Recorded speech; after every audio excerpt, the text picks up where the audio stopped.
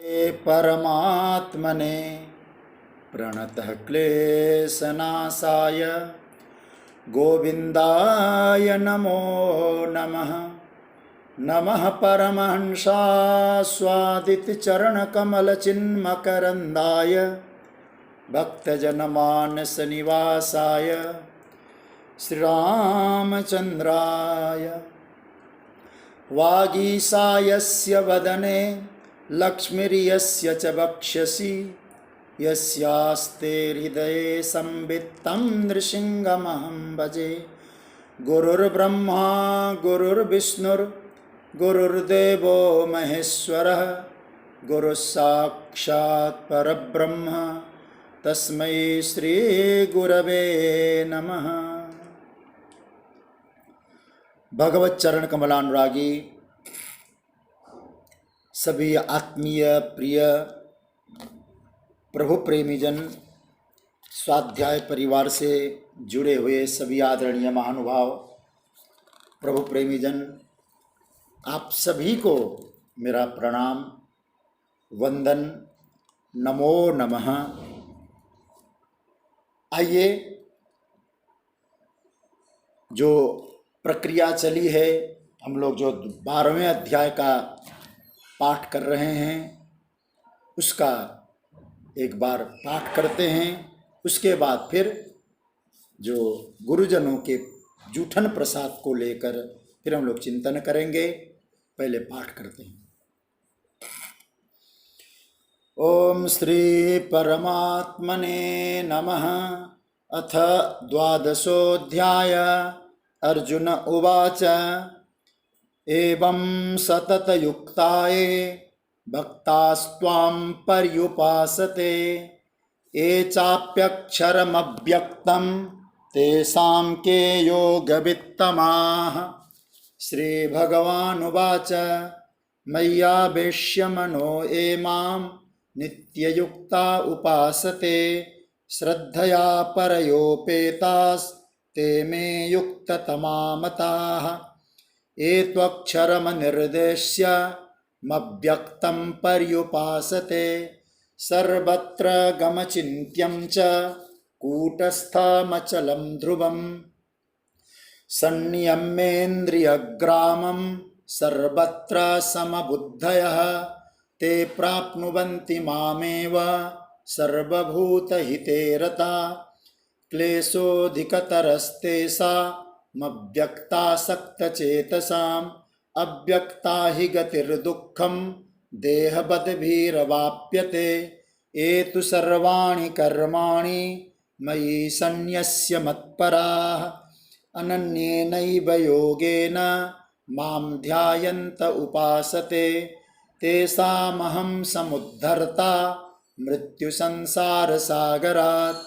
भवामि न चिरात् पार्थ मय्यावेशितचेतसां मय्येव मन आधत्स्व मयि बुद्धिं निवेशय। निवसिष्यसि मय्येव अत ऊर्ध्वं न संशय। अथ चित्तं समाधातुं न शक्नोषि मयि स्थिरम् अभ्यासयोगेन ततो मामिच्छाप्तुं धनञ्जय। अभ्यासेऽप्यसमर्थोऽसि मत्कर्मा परमो भव। मदर्थमपि कर्माणि कुर्वन् सिद्धिमवाप्स्यसि। अथैतदप्यशक्तोऽसि कर्तुं मद्योगमाश्रितः। सर्वकर्मफलत्यागं ततः कुरु यतात्मवान्। श्रेयो हि ज्ञानमभ्यासात् ज्ञानात् ध्यानं विशिष्यते। ध्यानात् कर्मफलत्यागात् शान्तिरनन्तरम्। अद्वेष्टा सर्वभूतानां मैत्रः करुण एव च। निर्ममो निरहङ्कार समदुःखसुखक्षमी। सन्तुष्टः सततं योगी यतात्मा दृढनिश्चयः। मय्यर्पिता मनो बुद्धिर्यो मद्भक्तः समे प्रियः। यस्मान्नो द्विजते लोको लोकान्नो द्विजते च यः। हर्षामर्षभयोद्वेगैर्मुक्तो मुक्तो यः स च मे प्रियः अनपेक्ष शुचिर्दक्ष उदासीनो गतव्यथः सर्वारंभ परित्यागी यो मद्भक्तः स मे प्रियः यो न हृष्यति न द्वेष्टि न शोचति न कांक्षति शुभाशुभ परित्यागी भक्तिमान यः स मे प्रियः समः शत्रौ च मित्रे च तथा मानापमानयोः शीतोष्ण सुख दुःखेषु समः संग विवर्जितः तुल्य निंदास्तुतिर्मौनी संतुष्टो येन केनचित् अनिकेतः स्थिरमतिर् भक्तिमान मे प्रियो नरः एतु धर्म्यामृतमिदं यथोक्तं पर्युपासते श्रद्धाना मत्परमा भक्तास्तेतीव मे प्रियाः। ओम तत्सदिति श्रीमद्भगवद्गीता सुपनिषत्सु ब्रह्म विद्यायां योगशास्त्रे श्रीकृष्णार्जुन संवादे भक्ति योगो नाम द्वादशोऽध्यायः। श्रीकृष्णार्पणमस्तु।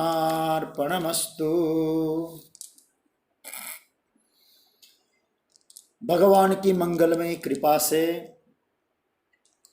हम लोग गीता स्वाध्याय के क्रम में हैं। 12वां अध्याय चल रहा है और 12वें अध्याय में भगवान ने साधक की सहूलियत के लिए कई विकल्प प्रदान किए। भगवान ने कहा कि कर्म फल त्याग उसको तो अपना ले अर्जुन, क्योंकि उस त्याग की बड़ी महिमा भगवान ने 12वें श्लोक में भी बताई है। तो भगवान ने 11वें श्लोक में क्या कहा? अथैत दप्य सक्तोषि कर्तुम मद योगम आश्रितः सर्व कर्म फल त्यागम ततः कुरु यतात्मवान। कर्म फल का त्याग करो। उस कर्म फल के त्याग के विषय में हम लोगों ने चर्चा की। भगवान कहते कर्म के द्वारा प्राप्त फल को प्रसाद बुद्धि से ग्रहण करो। उसमें 2 चीज साधकों में होनी चाहिए। कौन कौन सी? इसी श्लोक में आया यतात्मवान और मद्योगम आश्रित। यतात्मवान का अर्थ होता है कि संयमी बनकर, संयमित जीवन हो। दूसरा मद्योगम आश्रित, इसका अर्थ है कि हमारे आचार्यों ने परमात्मा रूप जो लक्ष्य है, परमात्मा प्राप्ति का जो योग है, उसमें आश्रित हो जाना। तो दोनों को मिला लेंगे तो क्या हो जाएगा? संयम, जीवन संयमी हो, लक्ष्य भगवान हो। जीवन जिए तो संयम पूर्वक जिए, लेकिन हमारा गोल क्या होना चाहिए? लक्ष्य क्या होना चाहिए? मद योगम आश्रितः, परमात्मा की प्राप्ति ही लक्ष्य होनी चाहिए। इसका यदि एक वाक्य में कहेंगे तो क्या बनेगा? संयमित रहकर भगवत प्राप्ति रूप लक्ष्य को लेकर कर्म फल का त्याग करना। मतलब कर्म के फल को, जो कर्म का जो फल प्राप्त हुआ है, उसको आप प्रसाद बुद्धि से ग्रहण करें। तो क्या हम इसको अर्थ कर सकते हैं? वस्तु परमात्मा के द्वारा प्राप्त है और ये प्रभु का प्रसाद है। और मैं पहले भी ये सूत्र बोल चुका हूं, जो चीज किसी के द्वारा प्राप्त है ना, उसको हम मेरा नहीं बोल सकते।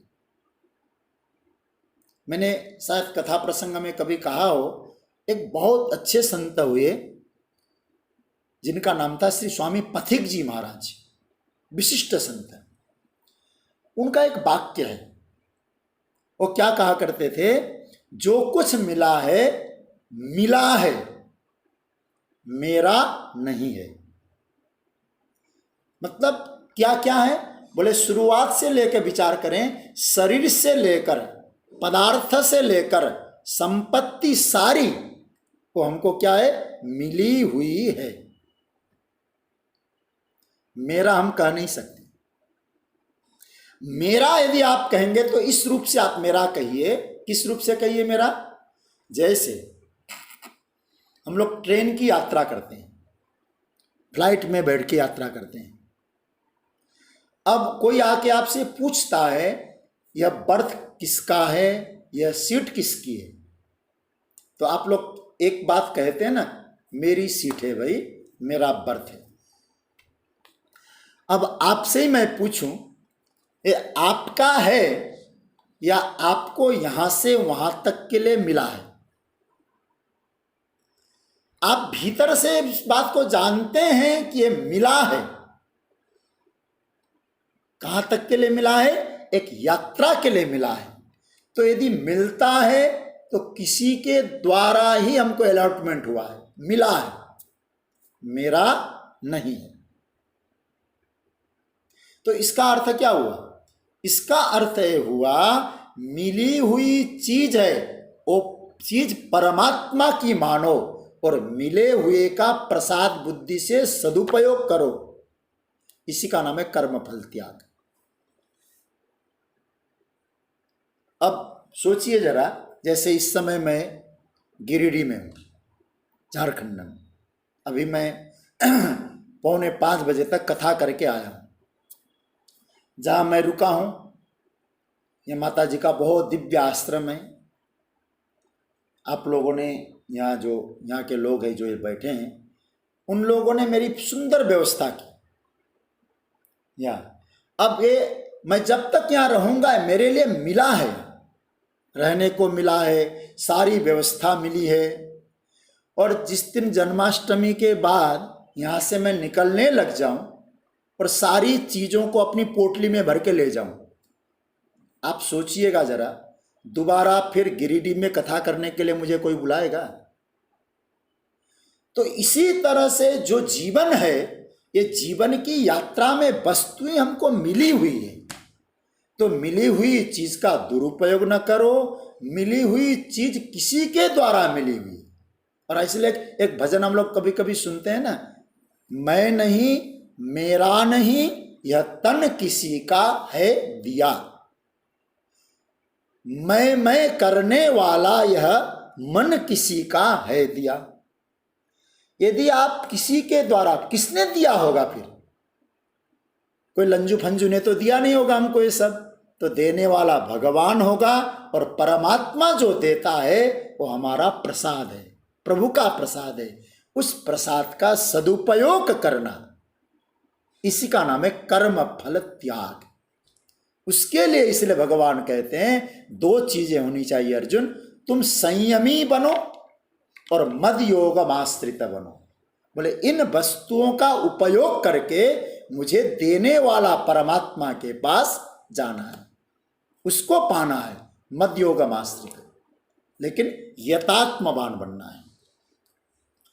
तो उपयोग के लिए मिला है, उपयोग करो, इसका दुरुपयोग न करो।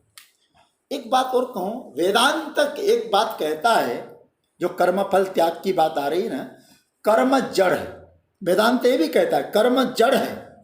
वह कर दिया तो कर्म अस्तित्व में चला गया, दिखाई नहीं दिया, नष्ट हो गया। उसका फल कहाँ है?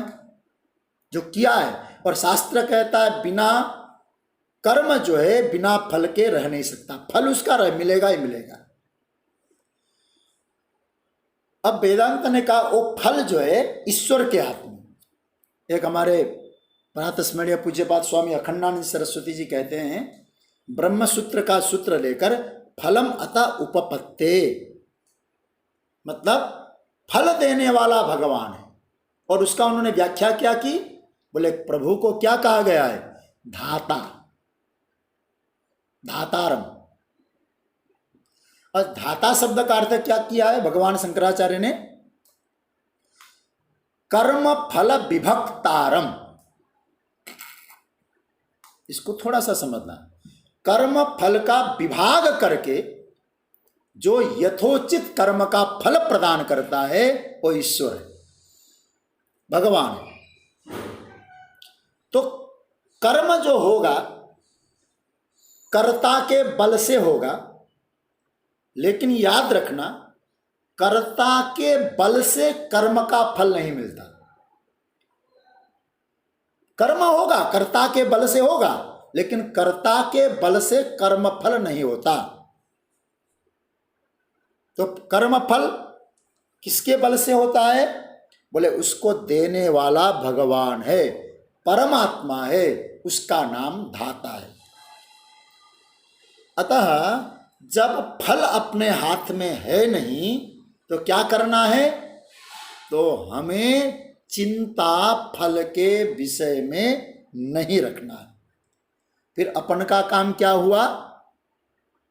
मिले हुए कर्म को करना। कैसे करना? अपने संपूर्ण 100% ऊर्जा को लगा के करना। कर्म भगवान, इसलिए हम लोग दूसरे अध्याय के इस श्लोक में मैंने कई दिनों तक चर्चा की, कर्मण्येवाधिकारस्ते, भगवान के कर्मणि एव अधिकारस्ते। इसका अर्थ यह हुआ कि आपका जो अधिकार क्षेत्र है उसमें पहचानो। कहाँ है? बोले कर्म में। और उस कर्म को करते समय अपनी संपूर्ण ऊर्जा को वहां लगाइए। उस कर्म को करने के पश्चात परमात्मा पर भरोसा रखकर फल उस प्रभु पर छोड़ देना है। जिसे मीरा कहती है ना, मीरा गिरधर हाथ बिकानी, होनी होए सो होय रे। मैंने अपना कर्तव्य पालन किया है, उसको मुझे करना है।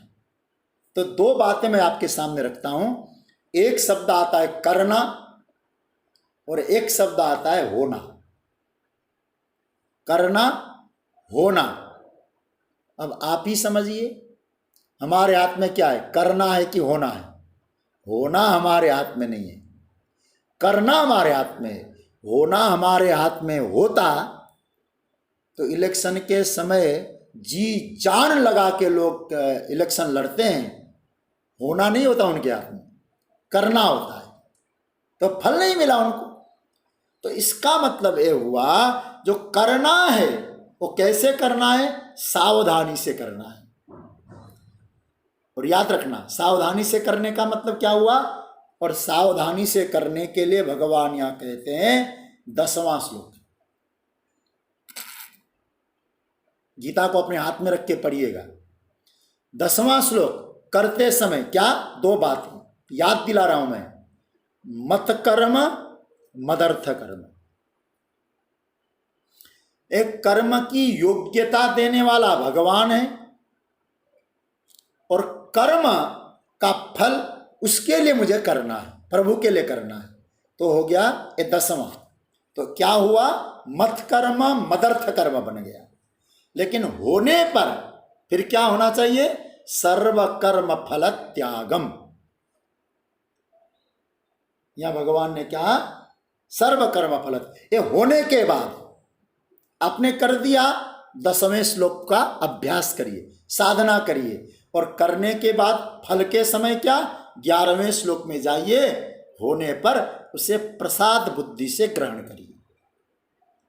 इसी का नाम है कर्म फल त्याग, प्रसाद बुद्धि से स्वीकृति।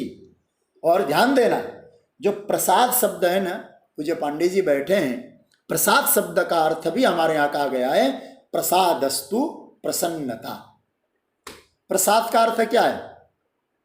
प्रसाद का अर्थ मंदिर में मिलने वाला सेव केला नहीं है। प्रसाद शब्द का अर्थ लड्डू पेड़ा बूंदी नहीं है।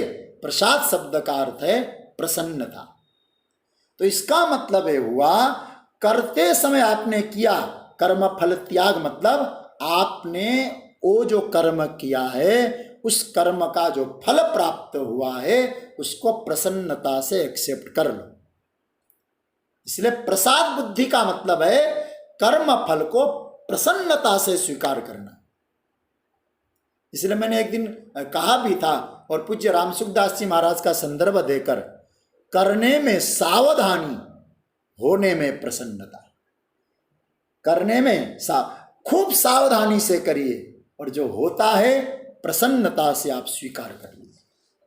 तब क्या हुआ? भगवान कहते तुम्हारा कर्म फल सिद्ध हो जाएगा। तो महाराज इस फल त्याग की कितनी महिमा है?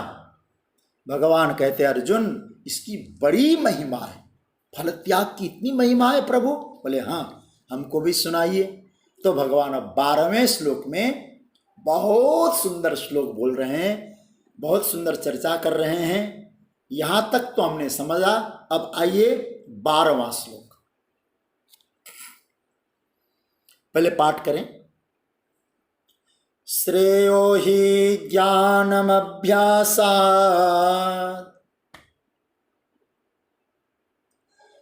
ज्ञानात् ध्यानं विशिष्यते ध्यानात् कर्म फल त्याग त्यागात् शान्तिरनन्तरम्। इसमें क्या कहा जा रहा है? भगवान कहते हैं ही अभ्यासात् ज्ञानम श्रेय ज्ञानात् ध्यानम विशिष्यते ध्यानात् कर्म फल त्याग त्यागात् अनंतरम शांति। ही इसका अन्वय तो देख लिया, फिर दोबारा कहता हूं अन्वय। ही अभ्यासात् ज्ञानम श्रेय ज्ञानात् ध्यानम विशिष्यते ध्यानात् कर्म फल त्याग त्यागात् अनंतरम शांति। ही क्योंकि जैसे कर्म फल त्याग के उसी संदर्भ से बोल रहे हैं भगवान ने, उसी से लिंक है श्लोक का। ही क्योंकि अभ्यासात् ज्ञानम श्रेय, अभ्यास से शास्त्र ज्ञान श्रेष्ठ है। यहां हमारे आचार्य सभी आचार्यों का मत है, यहां ज्ञान शब्द का अर्थ तत्व ज्ञान नहीं, शास्त्र ज्ञान है।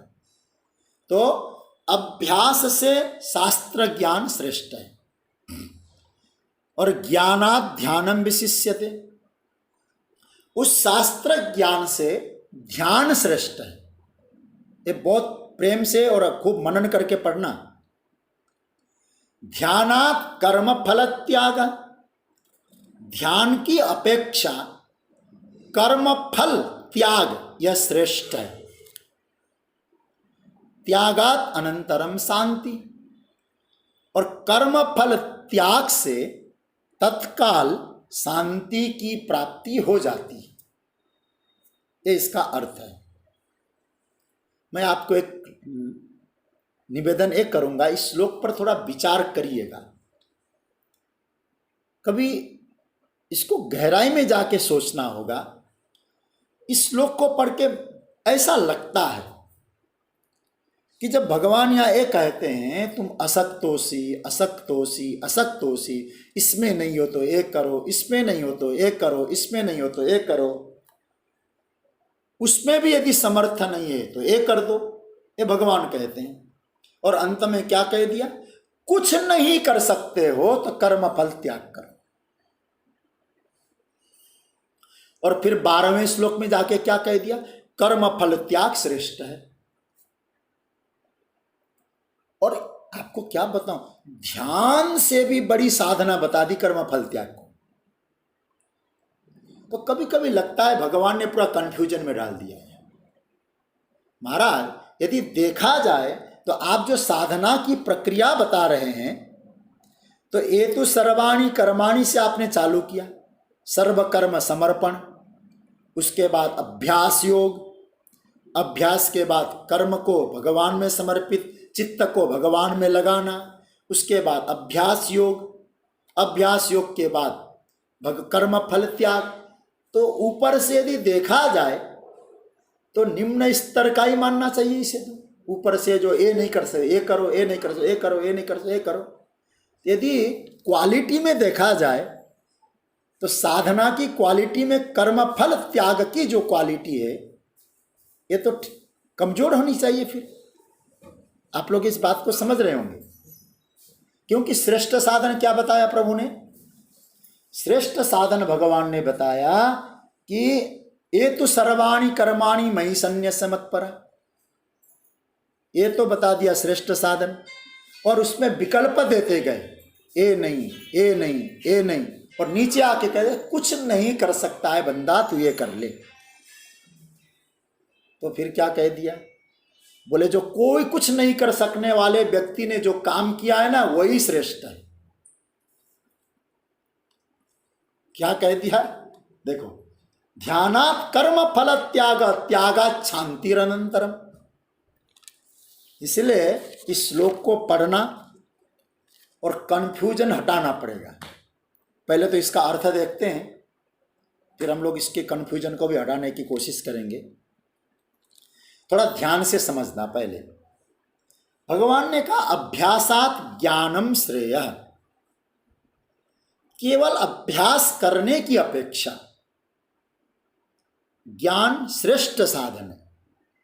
यहां जो अभ्यास की बात आती है, भगवान शंकराचार्य ने, जगतगुरु भाष्यकार ने बहुत अच्छा लिखा है इसमें। और मैं आपको कहूं, शंकराचार्य भगवान ने इस श्लोक पर बहुत विस्तार से भाष्य लिखा है। कभी आपके पास हो ना, वो देख लेना कभी। मतलब प्राय संक्षेप में करते हैं, लेकिन इस श्लोक पर कुछ विस्तार से व्याख्या लिखी। और शंकराचार्य भगवान ने क्या कहते हैं? श्रेयो ही प्रशस्यतरम ज्ञानम कस्मात् अविवेक पूर्वकात् अभ्यासात्। मजेदार वाक्य है। आप लोग यदि गंभीरता से इसका सोचेंगे ना, बहुत अच्छा अर्थ घटित होगा। क्या कहते हैं? श्रेयो ही प्रशस्यतरम, ज्ञान श्रेष्ठ है। किससे? अविवेक पूर्वकात् अभ्यासात्। अविवेक पूर्वक अभ्यास जो किया जाता है, उस अविवेक से किए गए अभ्यास से ज्ञान श्रेष्ठ है। कौन सा ज्ञान? शास्त्र ज्ञान, तत्व ज्ञान नहीं, वो श्रेष्ठ है। अच्छा, थोड़ी देर समझना। जो लोग ध्यान ध्यान ध्यान ध्यान रटते रहते हैं, ये लोग कई बार श्रवण मनन जो साधन है ना, इसे बेकार कहते हैं। कभी गीता जी को देखो महाराज, इसमें क्या भगवान ने बताया है। श्रवण मनन की कितनी महिमा बताई।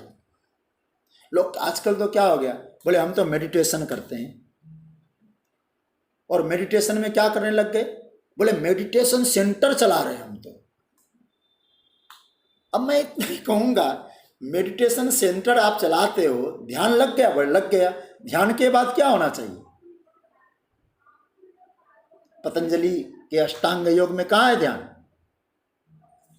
यम, नियम, आसन, प्राणायाम, प्रत्याहार, धारणा, ध्यान। उसके बाद क्या आया? समाधि। तो इसका मतलब यदि मेडिटेशन आपका हो गया तो आप तो समाधि में पहुंच गए फिर तो इसका अर्थ है बिना अभ्यास के, बिना अविवेक के द्वारा जो अभ्यास किया जाता है, ये ठीक नहीं है। अविवेक पूर्वकात् अभ्यास, बिना कुछ जाने पद्मासन लगा दिया, सिद्धासन लगाया और बैठ गए। क्या हो रहा है? अरे भाई, एक बात विचार करिए। हम लोग इसको पढ़ चुके हैं पहले। अभ्यास का मतलब क्या हुआ? अभ्यास किसको कहा गया? गीता के अनुसार जो भगवान अभ्यास कहते हैं, उसमें भाष्य में क्या आया? शंकराचार्य भगवान ने क्या कहा? एकस्मिन् आलंबने मनः सर्वतः समाहृत्य पुनः पुनः स्थापनम चित्तस्य अभ्यास। ये तो है अभ्यास का अर्थ। क्या बताया? एक में आश्रित होकर चारों ओर से अपने चित्त को खींचकर एक आश्रय में केंद्रित करना, इसका नाम क्या हुआ? अभ्यास। एकस्मिन आलम्बने। और हम लोग ध्यान करते हैं, अभ्यास करते हैं, तत्वबोध तो है नहीं, फिर आलंबन किसको बनाया? वहां क्या कहा? एकस्मिन आलम्बने, परमात्मा आलंबन होना चाहिए। और हमने अभ्यास करते समय आलंबन किसको बनाया? आलंबन बनाया नाभि को। नाभि में ब्रह्म है। और क्या कहा? किसी ने कहा नाभि में नहीं, वो जो है ना, ये दोनों आंखों के बीच में जो है ना, भौं के बीच में जो है, उसमें ईश्वर है। शंकर बाबा बैठे हैं। ये कोई ध्यान है क्या? मैंने एक दिन शायद आपको कहा था, एक संत का उदाहरण देकर। वो संत पूज्यपाद स्वामी महेशानंद गिरी जी महाराज, उनकी वाणी को किसी ने, उनसे मैं फिर याद कर रहा हूं, उनको किसी ने कहा, महाराज आपके आज्ञा चक्र में स्थिति है। तो उन्होंने जवाब दिया, अरे एक जगह किसी मांस के लोथरे में बैठने वाला ब्रह्म नहीं चाहिए हमको कैसा ब्रह्म चाहिए? जो सर्वव्यापक तत्व है। एक जगह जुग करने वाला कोई ब्रह्म होता है। तो ध्यान का मतलब एक परमात्मा में आश्रित होना। ये नहीं कि तुम्हारा ब्रह्म यहां है, तुम्हारा ब्रह्म यहां है। आंखों में ध्यान करो, एक प्रकाश का ध्यान करो। स्पष्ट कह रहे भगवान कि वहां अभ्यास। ध्यान देना एक बात और, यदि आप कर रहे हैं अभ्यास तो ठीक है, लेकिन जानकारी पूर्वक अभ्यास करो। ठीक है, एक तरह से देखा जाए वो भी साधना कह सकते हैं, उससे एकाग्रता बढ़ती है। मैं उस साधना का खंडन नहीं कर रहा हूं, पर ये अपनी जगह जो साधना है ना, इसको थोड़ा समझना। बेहतर साधना क्या है? और कल्याणकारी साधना है उस अभ्यास से। कौन सा अभ्यास? अविवेक पूर्वक किया गया अभ्यास से बेहतर साधना क्या है? ज्ञान। अभ्यासात् श्रेयो ज्ञानम। देखिए, पहले उस चीज को हम जाने तो सही, क्योंकि रामचरितमानस में एक पंक्ति आई, जाने बिनु न होई परतीति। जब आप जानेंगे ही नहीं तो आलम्बन कैसे ले पाएंगे भाई? आश्रय कैसे ले पाएंगे? इसलिए बिना जाने किया गया अभ्यास, उससे अच्छा तो ज्ञान है। शास्त्रों का अध्ययन हो, सत्संग हो, गुरु चरणों का आश्रय हो, उन सब के माध्यम से आप जानकारी जुटा लो। क्या जानकारी? परमात्मा तत्व ऐसा है, ऐसी साधना करनी चाहिए, फिर आप आगे बढ़ो। न गुरु चरणों में बैठे, न तो हमने साधना की, न श्रवण मनन पर ध्यान दिया, और सीधे चले गए हम लोग एक काम करने। देखो, एक क्रम वाइज चलनी पड़ती है साधना में। तो भगवान यहां क्या कह रहे हैं? जानकारी बढ़ने पर किया गया अभ्यास तो ठीक है, लेकिन बिना जानकारी के किया गया अभ्यास, उससे तो ज्ञान श्रेष्ठ है, जानकारी श्रेष्ठ है। एक बात और कह दूं मैं आपको, यहां जो भगवान ने ज्ञान शब्द का प्रयोग किया ना, सिर्फ ज्ञान समझ लेना, ज्ञान योग मत अर्थ लगा लेना, क्योंकि योग शब्द लगते क्या हो जाएगा? वो चीज परमात्मा संबंधी हो जाएगा। जिस चीज में आपने योग लगा दिया और भगवत संबंधी हो जाएगा। और यहां तो केवल कोरा जानकारी है, इसलिए ज्ञानम। क्या कहा? श्रेयो ही ज्ञानम अभ्यासात। तो और यहां एक मतलब, जो हम अभ्यास करते हैं साधना के लिए, वो कैसा होना चाहिए? शास्त्र प्रतिकूल अभ्यास न हो। शास्त्र प्रतिकूल अभ्यास क्या जानते हैं ना क्या है? बोले जो ग्रंथों के, धर्म के, सत्य के विरुद्ध अभ्यास है, उसको हमारे यहां अभ्यास नहीं कहा है। वो क्या है? वो आपके वर्जिश है, कसरत है, एक्सरसाइज है। तो गुरु के आश्रय में बैठे, सीखें, सत्संग करें, उसके बाद उनके निर्देश के अनुसार, शास्त्रों के अनुरूप, फिर भी मैं कह रहा हूं जो अब आजकल तो हमारा शास्त्र से कोई मतलब नहीं। एक संप्रदाय ऐसा चला, उसने क्या कह दिया, बोले शिव अलग है, शंकर अलग है, और उसमें लोग मेडिटेशन करने लग गए।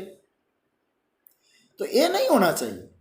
इसका थोड़ा सा तात्पर्य हमें समझने की आवश्यकता। जब तक गुरु चरणों का आश्रय लें, और गुरु चरणों का आश्रय लेने के बाद शास्त्र के अनुरूप उसके द्वारा अभ्यास करें, तो भगवान आगे कहते इस प्रकार से अभ्यास से ज्ञान श्रेष्ठ है।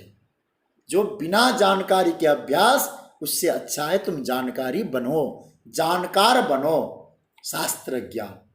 अच्छा महाराज, उस ज्ञान से फिर तो अभी क्रम देखना, अभ्यास से ज्ञान श्रेष्ठ हुआ, ज्ञान से क्या श्रेष्ठ है, ध्यानम विशिष्यते, ध्यान श्रेष्ठ हो गया। देखिए, जब आपको जानकारी हुई, जानकारी होने के बाद आप उसको कैसे करें, फिर उसका आप ध्यान करें। मैं 3 बातें दे रहा हूं, आप लोग नोट कर लें इसको। जानकारी मतलब जाने हुए, जाना हुआ कब होगा, सुने हुए, गुने हुए और चुने हुए। मैंने 3 बातें कह रहा हूं। आपने जो सुना, जो आपने गुना और आपने चुना, गुने हुए समझ रहे हैं ना, सुनने के बाद आप मनन करो, उसी को कहते गुनना। और गुनने के बाद चुनो, नहीं मुझे इस मार्ग से मैं लायक हूं, मैं इस मार्ग से जाना है, तो वो ज्ञान, वो ध्यान, वो ज्ञान पूर्वक ध्यान हो जाएगा। फिर जो ध्यान की चर्चा आ रही है, कैसा ध्यान होना चाहिए, सुने, फिर दोहरा रहा हूं, सुने हुए, गुने हुए, चुने हुए का आश्रय लेकर जाने हुए विषय का ध्यान करो, तब वो ज्ञान से श्रेष्ठ ध्यान हो जाएगा। यदि हमने तीनों नहीं किया और बैठ गए मेडिटेशन करने और बन गए कौन हो, अरे भाई मैं तो दृष्टा हूं, ऐसे लोग दृष्टा की जगह भ्रष्टा हो जाएंगे। और ये तीनों कहां मिलते हैं, गुरु चरणों में, शास्त्र चिंतन में। सुनना है पहले, गुनना है, चुनना है, फिर आपको उसको आधार लेकर ध्यान करना है। तो क्या करना है, भगवान कहते हैं उसमें किसमें, देखो बार बार मैं रिपीट कर रहा हूं कि जिससे कि आपको बैठ जाए। सुने हुए, गुने हुए, चुने हुए जो तत्व है, उसमें अपने चित्त का निवेश करना, ये ध्यान। ध्यान किसको कहा गया, ज्ञान पूर्वक आपने सुना, उसको मनन किया, फिर आपने चयन किया, और उस चयन किए हुए तत्व में अपने चित्त को लगाना। कैसे लगाना, वो श्लोक याद कर लेना, अथ चित्तम समाधातुम न शक्नोषि मयि स्थिरम। बहुत दीर्घ काल तक लगा के रखना, इसका नाम है ध्यान, तत्रैकतान का ध्यान। तो इसका अर्थ क्या हुआ, जब ये 3 प्रक्रियाओं से आप गुजरेंगे तो आपका चित्त वहां प्रवाहित होगा। कहां प्रवाहित होगा, अपने आश्रय में, परमात्मा में, और हमेशा उसमें उसी ओर उन्मुख बना रहेगा, दृष्टा की ओर उन्मुख होगा, परमात्मा की ओर उन्मुख होगा। केवल जानने मात्र से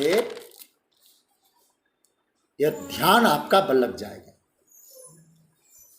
और एक बात और कहूं, केवल जानना बिना ध्यान के, इसका मतलब क्या हुआ, ध्यान को तो आपने समझ लिया, जानना इस प्रकार से, लेकिन केवल जानना बिना ध्यान के, इसका अर्थ क्या है, केवल जानना, चर्चा करना, उसके विषय में चर्चा करना, दूसरे से चिंतन करना और उसके बारे में मनन करना, उसके बारे में सुनना, परंतु चित्त उस तत्व में समाहित करने में असमर्थ होता है।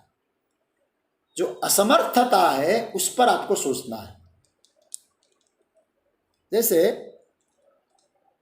जो हम लोग चर्चा करते हैं ना, शास्त्र चर्चा हो गई, ठीक है, उस चर्चा से आपको सुख मिलता है, इसमें किसी प्रकार का डाउट नहीं है, किसी प्रकार का संदेह नहीं है, क्योंकि इसमें जो हमको जानकारी मिलती है ना बहुत लाभकारी होती है।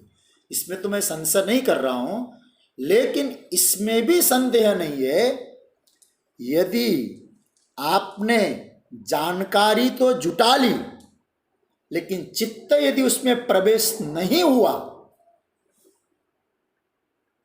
तो आप क्या समझेंगे, आपको तृप्ति मिलेगी? तो मतलब क्या हुआ, आपने जो जानकारियां जुटा ली, कैसे? सुने हुए, गुने हुए, चुने हुए, ये जुटाने के बाद आपका चित्त यदि वो तीन कार्यों के कारण, तीन कार्यों से वहां समाहित नहीं बन पाता तो केवल आपने चर्चा से सुख पाया, तृप्ति नहीं मिली, शांति नहीं मिली। इसलिए भगवान यहां क्या कहते हैं, ज्ञानात् ध्यानम। जानकारी जुटानी चाहिए भगवान के विषय में, साधना के विषय में, लेकिन ध्यान करना है, केवल चर्चा से नहीं। इसलिए हमारे धर्म को क्या कहता है, केवल चर्चा से धर्म नहीं होता है, चर्या करनी पड़ेगी। चर्चा, चर्या, ये दोनों आवश्यक है। तो क्या मतलब हुआ, जो तुष्टि के लिए, तृप्ति के लिए हमको उसमें चित्त लगाना है, उसी चित्त लगाने का नाम है ध्यान। केवल जानकारी मतलब नहीं है, जानकारी जुटाइए, चित्त को लगाइए, तब ध्यान सिद्ध हो जाएगा। और ध्यान देना, जब इस प्रकार की स्थिति होती है ना सगुण साकार की उपासना में, तब भावना भी बनती है। आपने अनुभव किया होगा, जब आप भगवान के विषय में सुनते हैं और आप ध्यान करने लग गए, चिंता आपने, मैंने वो तीन बात तो हमेशा याद रखना, सुनना, गुनना, चुनना। आपने चुना क्या है, मेरे प्रभु है, और उसके साथ भावना जुड़ जाती है। आप जहां बैठते हैं आपको प्रयास नहीं करना पड़ता है, फिर अपने आप आपका चित्त उधर की जाता है। तो क्या होता है, बिना प्रयास के मन लगता है, आनंद की प्राप्ति होती है, तृप्ति बनी रहती है, आपका वहां रमण होता है। तो भगवान यहां क्या कह रहे हैं, हे अर्जुन, श्रेयो ही ज्ञानम अभ्यासात ज्ञानात् ध्यानम विशिष्यते। शंकराचार्य भगवान ने यह बहुत अच्छा अर्थ किया है। अपने भाष्य में क्या लिखा, ज्ञान पूर्वकम ध्यानम।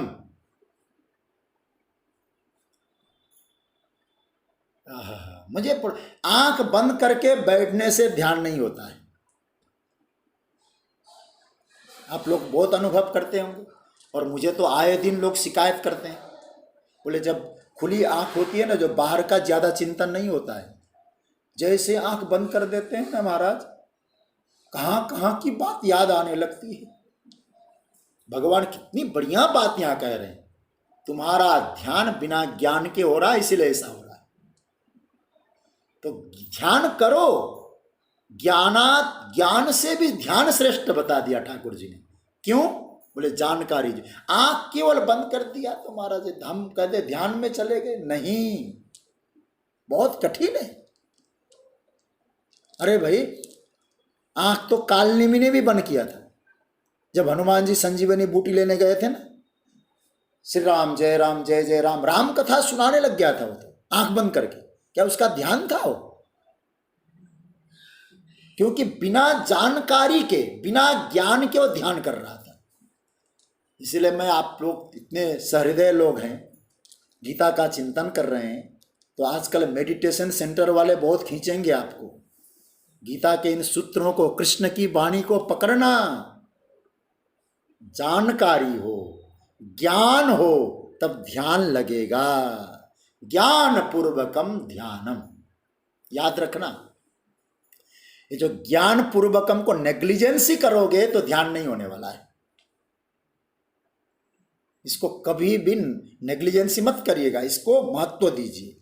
अन्यथा फिर कह दूं, यदि बिना ज्ञान का ध्यान है तो आपका वो ध्यान केवल केवल एक्सरसाइज है, कसरत है, आप उसे ध्यान नहीं कह सकेंगे। तो क्या हुआ है? ध्यान। अब चौथी बात क्या बताई भगवान, अंतिम बात क्या बताई? तीसरी बात, श्रेयो ही ज्ञानम अभ्यासात, इसका हो गया। ज्ञानात् ध्यानम विशिष्यते, ध्यान से फिर कोई श्रेष्ठ है क्या? बोले ध्यानात् कर्म फल त्याग। अर्जुन, ध्यान से भी बढ़कर कोई चीज है, ज्ञान से भी बढ़कर कोई चीज है। महाराज कौन सी चीज है ऐसी? भगवान कहते कर्म फल त्याग, कर्म फल का त्याग। जो साधना उस आदमी के लिए बताई गई हो जो कुछ नहीं कर सकता था, मैं उसी बात पे फिर दोहरा ला रहा हूं, आज नहीं हुआ तो कल तो चर्चा करेंगे।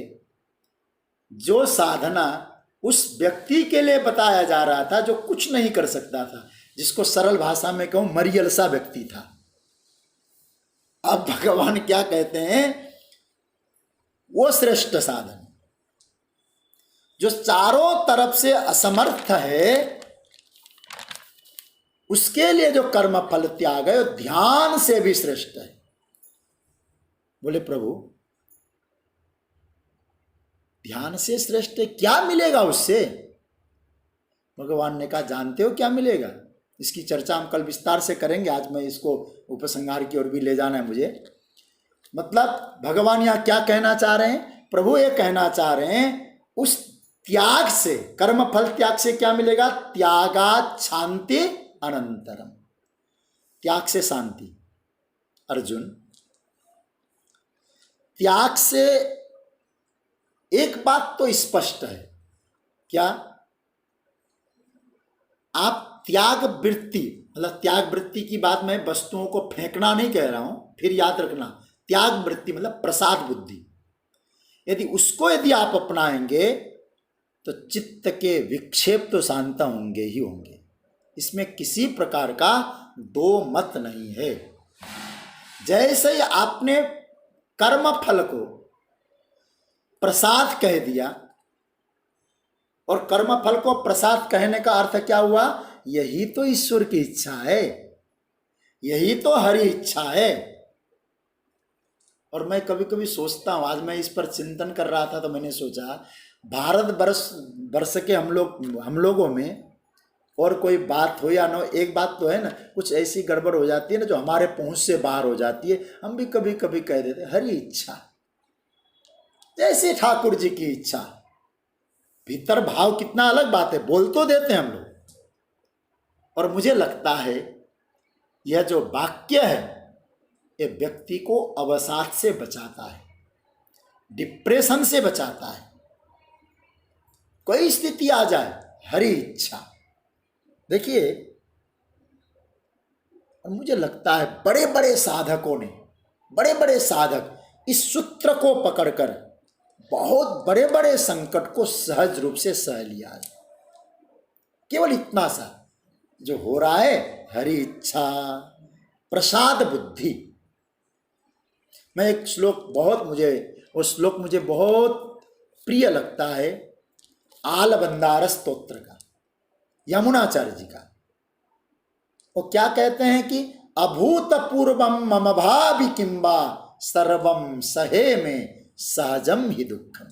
सरकार, मैं तुम्हारे शरण में हूं, जो तुम मुझे दोगे और तुम्हारा प्रसाद होगा, और तुम्हारा प्रसाद यदि मेरे लिए होगा तो सर्वम सहे, मैं सब सहन कर लूंगा। कैसे सहन करोगे? सहजम ही, बहुत सहज रूप से, शिकायत नहीं करूंगा तूने ऐसा क्यों किया, ऐसा नहीं करना चाहिए था, ये नहीं कहूँगा, लेकिन केवल एक निवेदन आपसे करूँगा, किंतु त्वदग्रे शरणागतानाम पराभवो नाथ न तेन रूप। तुम्हारी शरण में हो प्रभु, तुम्हारी शरण में होने के कारण आप मुझे उस भयंकर संकट से सहन करने की शक्ति देना। यदि मैं पराजित हो गया उस संकट से, फिर तुम्हारी शरणागति का महत्व नहीं रहेगा।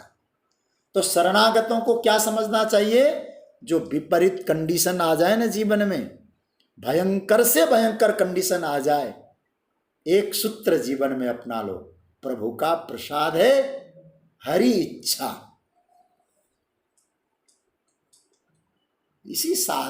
इस सूत्र के वजह से साधकों ने बहुत बड़े बड़े कष्टों को टाल दिया। इसी कारण हमारे यहाँ प्रत्येक किलोमीटर में मनोचिकित्सक नहीं रहते। क्यों नहीं रहते? इसीलिए नहीं रहते, ये है भारतीयों में, हम लोगों में। अब थोड़ा बहुत बढ़ने लग गया, बात और है। तो त्याग मतलब प्रसाद बुद्धि आपको भीतर से बलिष्ठ बनाता है।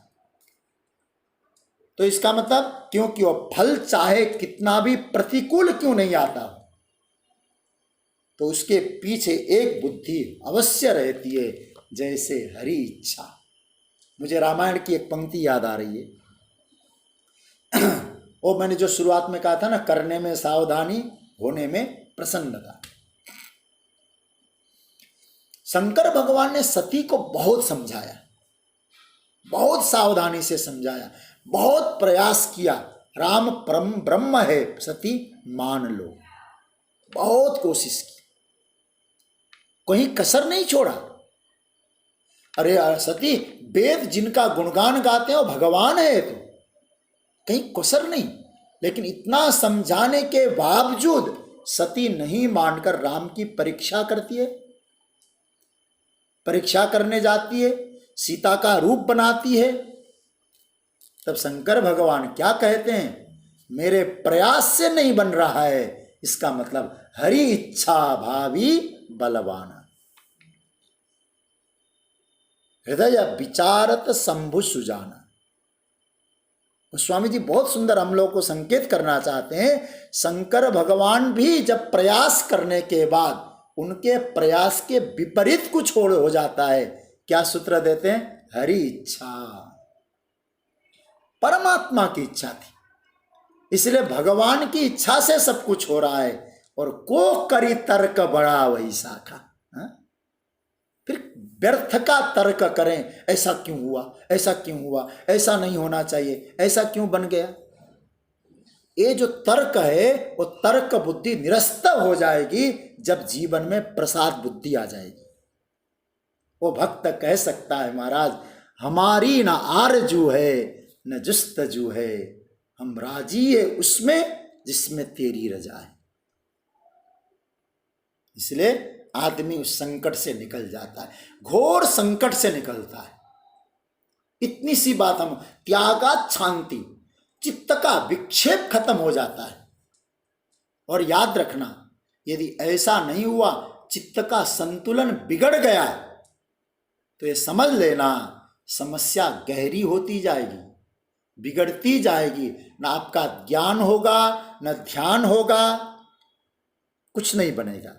इसलिए चित्त के विक्षेप को शांत करना है ना अर्जुन, एक काम करो, त्याग बड़ी साधना है। वो त्याग क्या है? कर्म फल त्याग, वो है प्रसाद बुद्धि। त्यागा शांतिरनंतरम। अर्जुन ने मानो कहा, लेकिन महाराज आपने तो ध्यान से भी बड़ी साधना बोल दी।